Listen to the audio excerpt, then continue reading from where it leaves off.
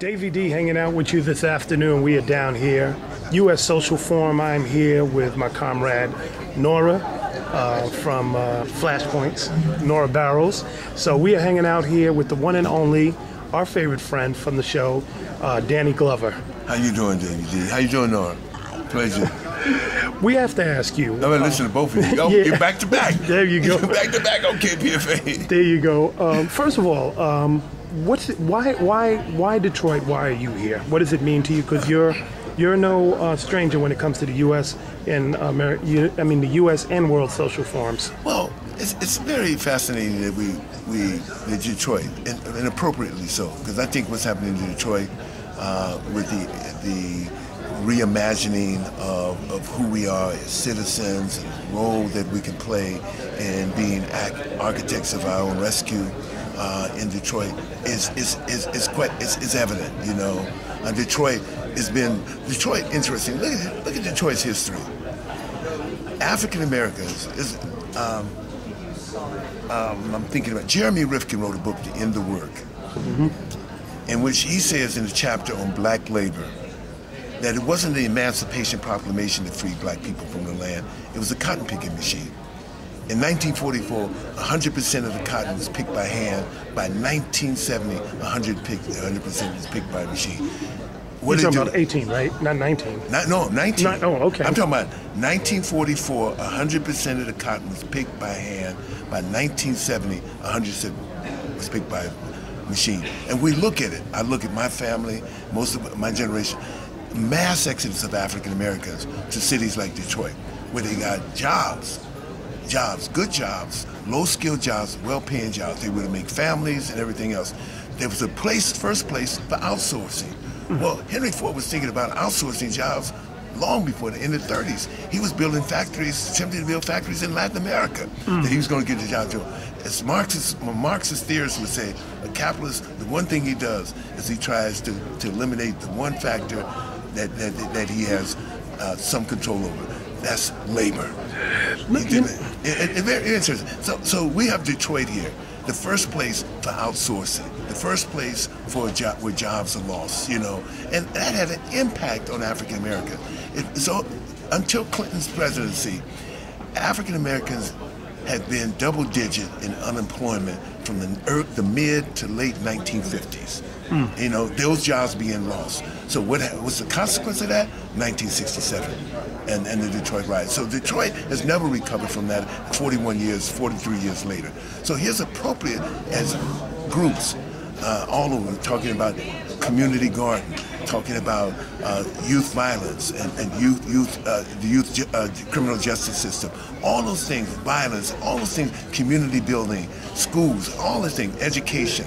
You know, the Bog Center does something is doing a workshop here around education. But how do we talking about take control of our own lives? That's happening in Detroit. So it's appropriate that the Social Forum, the U.S. Social Forum, be here. The World Social Forum has been phenomenal in the work that it's done, you know, and mobilizing. Who comes out of the World Social Forum? Evo Morales, the first indigenous president of the country. Evo Morales comes out of the Social Forum.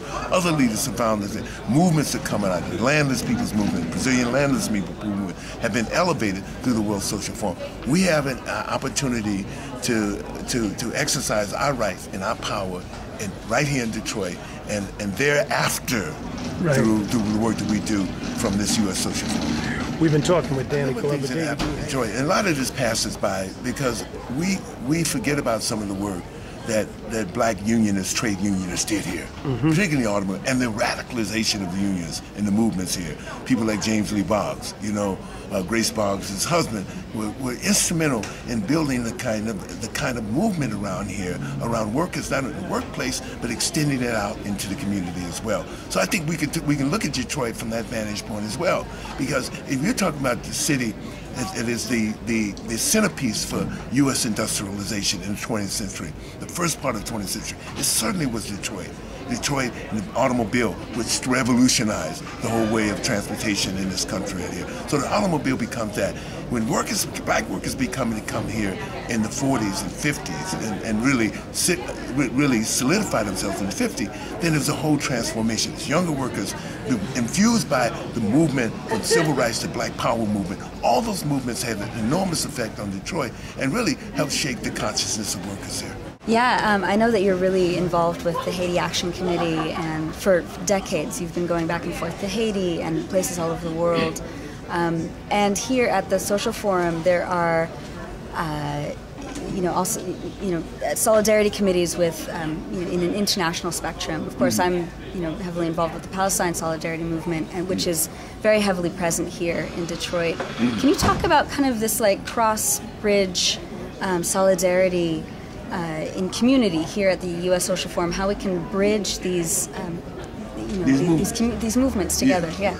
Well, I think it's a perfect place for that as well, as we begin to not only bridge the movements themselves and make connections in the movement, but also find different ways and strategies, learn from each other's strategies, learn from each other's mistakes. I think what I find engaged in working in the process of change, there's always the opportunity, and there's always been the opportunity to bring people together, and to learn from each other and to grow from each other. This is a growing part of it.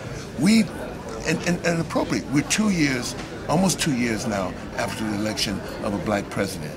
And we see what has happened as a result of that. I think people have come together and to reconstitute themselves and begin to redirect their energy about the real change that they hope they were going to see in November 2008. So I think it's a watershed moment, as we say, because not only do we talk about poverty, we have to talk about poverty in relationship to community development, poverty in relationship to food security, all those particular things that are happening right here. Even though we have a flawed health care plan that's supposedly is going to be enacted within the next few years, one of the things that we have to do is to kind of build consensus about what do we mean by health care as a right, not a privilege.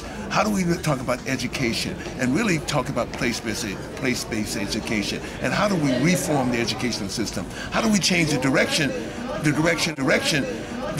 of No Child Left Behind, which the Obama administration has gone past No Child Left Behind, And so what we have to do is now begin to come up with the ideas and the work methodology to incorporate our own ideas and what we need to do.